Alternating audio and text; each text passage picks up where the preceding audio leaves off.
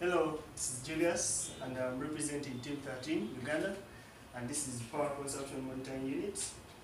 It's basically made up of hardware, which is Myrio, then LabVIEW as our language for programming, and the setup is basically having sensors, which are here, current sensors, which are connected straight from the breaker.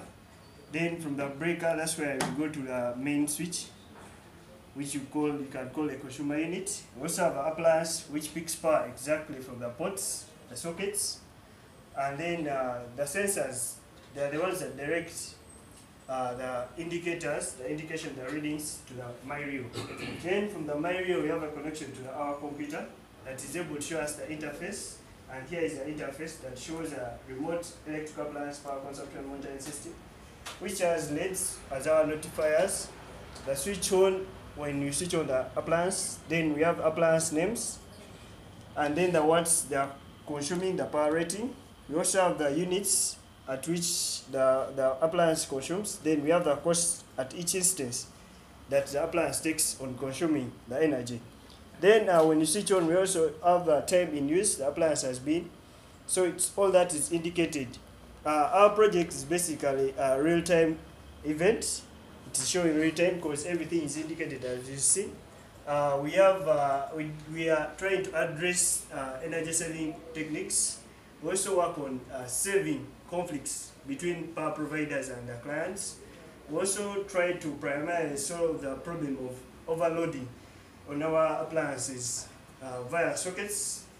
Then when I go to the part of indicating on how the software works, after designing our appliance, you can be able to see when I run it, there is no indication. That means everything is down to zero, but here they show you now a particular port takes in this kind of appliance. And when I go on switching on, there's a notification that goes on. That means some appliance is being turned on, and we can see it has started taking such units. We can see the cost it's taking, then the time it's in use. We can also switch on another appliance. That shows how multi-purpose it is, that you can monitor different appliances at the same time. You can try to monitor one only. What we have seen is it always records the value that it ends with, it stops with. So on the beginning, the next time you switch on the appliance, it starts with the same value, but just goes on adding. So the consumer is supposed to be knowing which value was there before, and then has to calculate and decide what exactly power, how much the appliance is consuming.